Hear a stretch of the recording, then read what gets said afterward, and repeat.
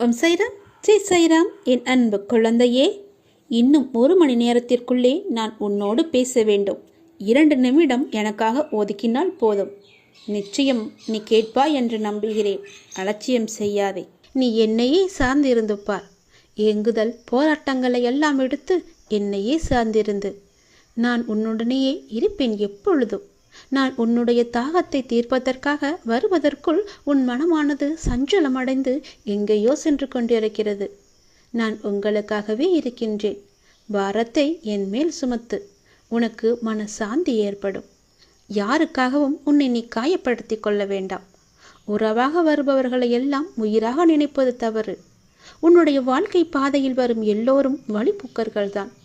உன் வாழ்க்கை பயணத்தில் உன் துணை என்பது நீ மட்டுமே. உனக்கு நீ மட்டுமே துணை. உடலும் உயிரும் சொந்தமில்லை. உற்றார் உறவினர் சொந்தமில்லை. ஓடி ஓடி உழைத்த பணமும் நமக்கு சொந்தமில்லை. ஆசைப்பட்டு வாங்கிய பொருட்களும் கூட நமக்கு சொந்தமில்லை. ஆனால் வாழும் நாட்களில் நீ செய்த பாவமும் புண்ணியமும் தான் உனக்கு சொந்தமானது. அதுவே உன் கூட வருவது. இந்த அழகான புத்தம் புது வாழ்க்கைக்கு நீ உன்னை தயார்படுத்தி கொள்ள வேண்டும். இனி வரப்போகும் காலம் உன்னுடைய வாழ்க்கையை புது வசந்தமாக மாற்றப் போகிறது. உனக்கு ஒரு புது வாழ்க்கையை தரப்போகிறது. அந்த வாழ்க்கையில் புது மங்களங்கள் எல்லாமே பொங்கப் போகின்றன. மங்களம் பொங்கும் நிகழ்வுகள் எல்லாம் உனக்கு நடக்கப் போகின்றது. அது உனக்காக காத்திருக்கின்றது. உன் நிழலாக அது உன் கூடவே வரப்போகின்றது. எதற்கும் கலங்காதே என் பிரியமே. உன்னை வழி நடத்தி செல்பவன் நான் அல்லவா? உன்னுடைய வேண்டுதல் எல்லாமே விரைவாகவே நிறைவேறப் போகிறது. என்னுடைய பாதங்களில் வீழ்ந்து கிடக்கும் உன்னை நான் ஒருபோதும் கைவிடவே மாட்டேன். நீ கண்ட கனவு கலைந்தது, கொண்ட அன்பு வீணானது, வாழ்ந்த வாழ்வு அர்த்தமற்றது என்றும், என் அப்பன் எல்லாமே எனக்கு நீதான் என்றும், என் அப்பனின் திருவடியே நிலையானது என்றும் நீ என்னுடனே லயித்து போயிருக்கின்றாய். அப்படி இருக்கும்போது உன்னுடைய வெற்றியை தடுக்க நினைக்கும் எந்த கெட்ட சக்தியாக இருந்தாலும் அதை தடுத்து நிறுத்துவது என்னுடைய பொறுப்பல்லவா? கண்டிப்பாக செய்வேன். கடவுள் கொடுப்பது ஒருபோதும் தீர்ந்து போவதில்லை. மனிதன் கொடுப்பது என்றுமே நிலைக்காது.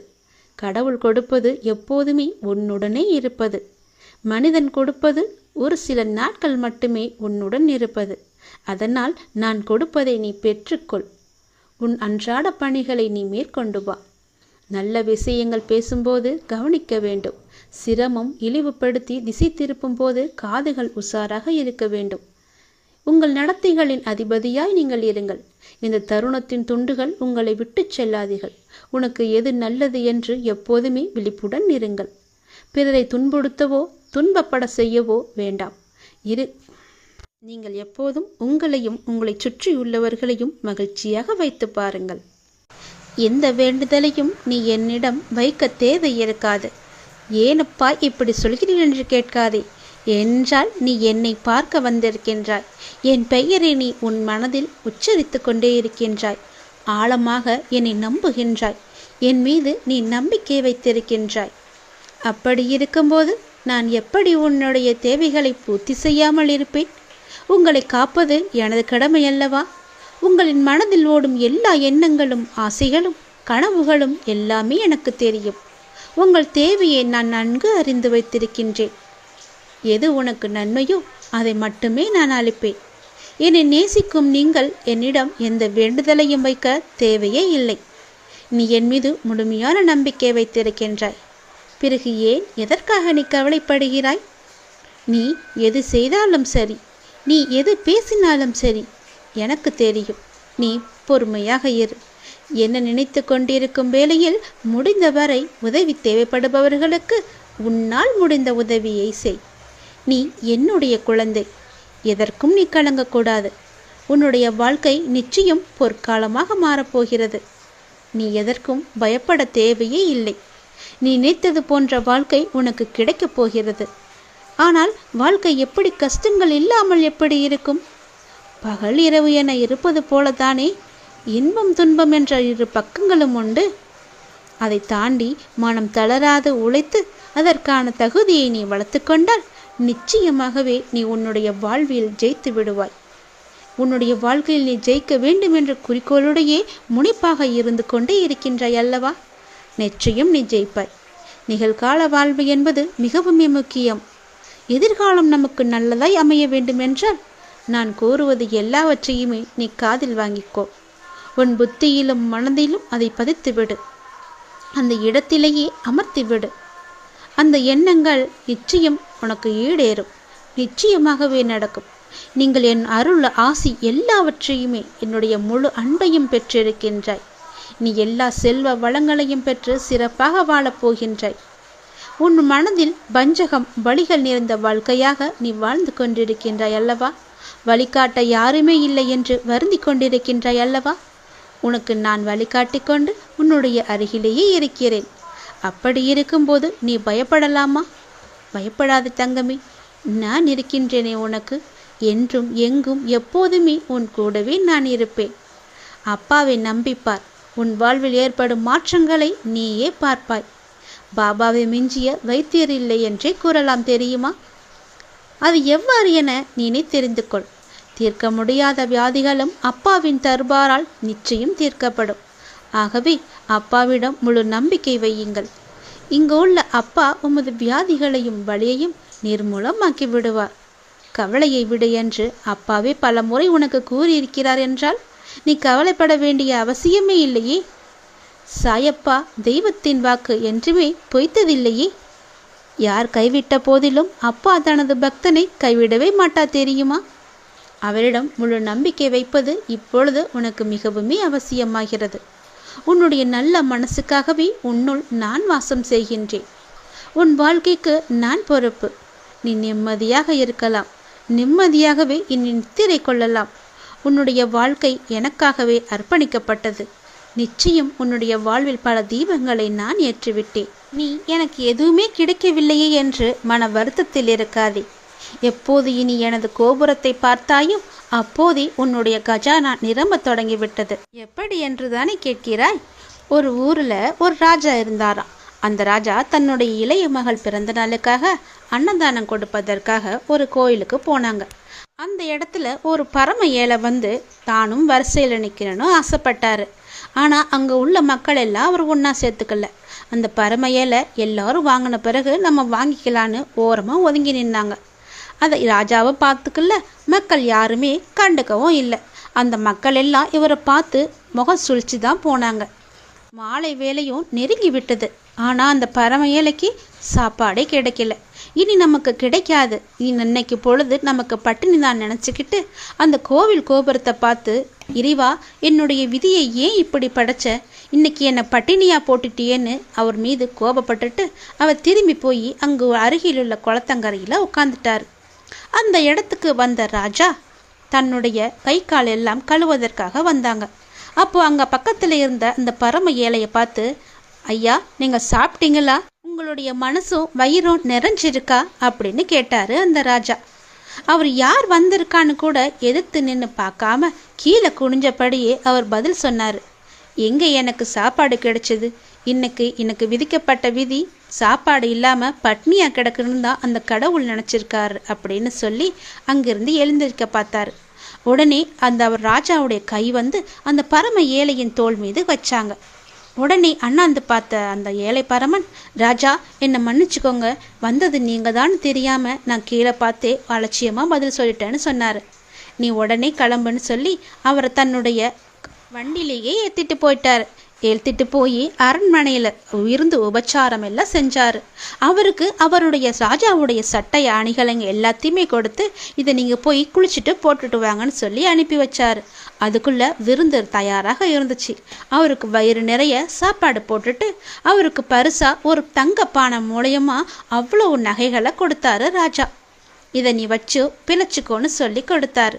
இதை பார்த்ததும் அந்த பரம ஏழைக்கு மிகவுமே மனசு உருகி கண்ணீர் விட ஆரம்பித்தார். ஏன் இப்போது நீங்கள் அழுவுறீங்கன்னு கேட்டார் ராஜா. அதற்கு ராஜா சொன்னார், நான் இத்தனை நாளாக முட்டாளாக இருந்திருக்கேன், எப்படி வாழ்வதுன்னு தெரியாமே இருந்திருக்கேன், கடவுள் மீது நம்பிக்கை இல்லாமல் இருந்திருக்கேன். இன்னைக்கு தான் முதலாக அந்த கோபுரத்தை பார்த்து ஏன் கடவுளை என்னை இப்படி படைச்சேன்னு சொல்லி அவரை நான் திட்டிட்டு வந்தேன். ஏன் கடவுளை இப்படி எனக்கு விதிச்ச விதின்னு சொல்லி, ஏன் கடவுளை என்னை இப்படி படைச்சிங்கன்னு சொல்லி அவர் மீது நம்பிக்கை இல்லாமல் இழந்து வந்தேன். வந்து ஒரு 5 நிமிஷத்துக்கெல்லாம் நீங்களே கடவுளா வந்து எனக்கு வயிறு நிறைய சாப்பாடும் போட்டு இனி வருங்காலத்துக்கு தேவையான எல்லாத்தையுமே கொடுத்து நான் படைச்ச பிறவிக்கு இதுதான் அர்த்தம்னு எனக்கு காட்டிட்டீங்க இறைவா, ரொம்ப நன்றின்னு அவர் மீது காலில் விழுந்து கும்பிட்டாரு. இப்போது தெரிகிறதா, கடவுள் நமக்கு எதை எப்போது எப்படி எங்கு கொடுக்கணும்னு ஆசைப்படுறாரோ நிச்சயமாக கொடுப்பார். உனக்கும் தங்கப்பானை நிச்சயமாக கிடைக்கும். உன்னுடைய வேண்டுதல் நிறைவேறுவதற்கு இன்னும் கொஞ்சம் காலந்தாம் இருக்கு. நீ பொறுமையாக இருந்தா உனக்கு நல்லதே நடக்கும். யார் ஒதுக்கினாலும் நீ கவலைப்படாதே. இறைவனிடம் கையேந்து. இறைவன் உனக்கு இல்லை என்று சொல்லாமல் எல்லாவற்றையுமே தருவதற்காகத்தான் இறைவன் இருக்கின்றார். யார் ரூபத்தில் வேண்டுமானாலும் வரலாம். நீதான் அவரை அடையாளம் கண்டு கொள்ள வேண்டும். உன் வாழ்க்கையில் என்ன நடக்கிறது என்பதை உன்னால் உணர முடியவில்லையா? உன் பிரச்சனை என்ன என்பதை அறிந்து கொள்ள நீ முயற்சி செய். அதற்கான வழியை நான் உன் மனதில் இருந்தபடி நான் உனக்கு அருள்கிறேன். என்னால் முடியவில்லை, எனக்கு இது வராது, என்னால் எப்படி இவ்வளவு பெரிய விஷயத்தை செய்ய முடியும் என்ற எதிர்மறை எண்ணங்களை எல்லாம் உடைத்து எரிந்துவிடு. உன் சாயப்பா உன்னை விட்டு எங்குமே செல்ல மாட்டேன். இன்று கோபத்தில் என்ன பேசினாய் என்பதை உன்னால் உணர முடியவில்லை. உன் மனதிலிருந்து நானே உனக்கான பதிலை உன்னிடம் கூறிக்கொண்டேதான் இருப்பேன். அதை உணர்ந்து நட. மாயை என்பது ஒரு பொய்யான தோற்றம். அதில் மாட்டிக்கொள்ளும் நிலையில் நீ இருக்கிறாய். அதிலிருந்து வெளியே வர உனக்கு நான் உதவி செய்கிறேன். அதை உணர்ந்து கொஞ்சம் நீ ஜாக்கிரதையாக நட. உன் சூழ்நிலை உனக்கான வழியை தருகிறது என்று நீ அழுகிறாய். ஆனால் அது வழியை தருவதல்ல. வாழ்க்கை என்பது எளிது. ஆனால் யதார்த்தத்தை நீ புரிந்து கொண்டால்தான் அது சாத்தியமாகும். அதை புரிய வைக்கவே சில கசப்பான நிகழ்வுகள் உனக்கு நிகழ்ந்து கொண்டிருக்கின்றன. நான் எப்போதும் துணையாகவே இருப்பேன். உன் அம்மாவாகவும் அப்பாவாகவும் உன்னுடைய வாழ்க்கை துணையாகவும் நல்ல நண்பனாகவும் உனக்கு உடன் பிறந்தவர்களாகவும் என்னுடைய துணை எப்போதுமே உன்னை சுற்றி இருந்து கொண்டே இருக்கும். எந்த ரூபத்தில் பார்த்தாலும் நான் உனக்கு இருந்து கொண்டே இருப்பேன். குருவாக பார், நான் உனக்கு நிச்சயமாகவே என்னுடைய அருள் முழுவதையுமே தருகிறேன். என்னுடைய பிள்ளையான உனக்கு நல்ல காலம் பிறந்துவிட்டது. நல்ல காலம் நெருங்கிவிட்டது. அதனால்தான் பிரச்சனை உனக்கு பெரிதாக தெரிகிறது. எல்லா பிரச்சனைக்குமே ஒரு தீர்வு இருக்கிறது. அதை கண்டு நீ பயப்படாதே. ஒரு பிரச்சனை முடியும் தருவாயில்தான் அது தீவிரமடையும். ஒரு நல்ல முடிவுக்காகத்தான் உனக்கு இது நிகழ்ந்து கொண்டிருக்கிறது என்பதை நம்பு. என்னை நம்பு. உன் அன்பு என்பது உண்மையானது. அதில் ஏன் நீ இப்படி போட்டு குழம்பி தவித்து கொண்டே வைத்து கொண்டிருக்கிறாய்? உன் குழப்பமே உனக்கான எதிரி. மனதை குழப்பத்தில் ஆட்டி விடாதே. ஆட்டி வைத்திருக்கிறாய் நீ. உன் மனதை போட்டு ஆட்டி வைத்திருக்கிறாய். பல குழப்பங்களை உன் மனதுக்குள்ளே போட்டு அது சொல்ல முடியாமல் வாய்விட்டு கதறும் அளவிற்கு உன் மனதில் அத்தனை குழப்பங்களை நீ வைத்திருக்கிறாய். உனக்கு நான் இருக்கிறேன். என் மீது நம்பிக்கை இருந்தால் இதை நீ செய். நிச்சயமாகவே நீ நன்றாக இருப்பாய். உன் வாழ்க்கையில் எது நடந்தாலுமே அது என்னுடைய பொறுப்பு. நான் பார்த்து கொள்கிறேன். உன் மனதை எப்பொழுதும் தெளிவாக வை. அதற்குள்ளே என்னை வை. உன்னை எந்த தீமையும் தீண்ட விடாமல் நான் பார்த்து கொள்கிறேன். என் குழந்தைகளை நான் ஒருபோதும் எந்த சூழ்நிலையிலும் கைவிட்டு விட மாட்டேன். மாயை என்ற வலைக்குள் சிக்காமல் நான் உன்னை பார்த்து கொள்கிறேன். நீ சந்தோஷமாக இரு.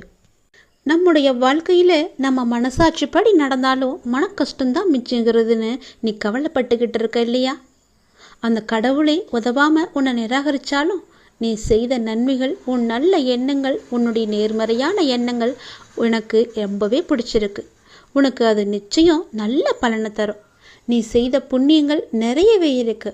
அதனால் இப்போது நடக்கின்ற கவலைகளை பற்றி நீ மனசில் கூட நினச்சிக்காத. இப்போது நடக்கின்ற துன்பங்கள் எல்லாமே பனி போல விலக போகுது.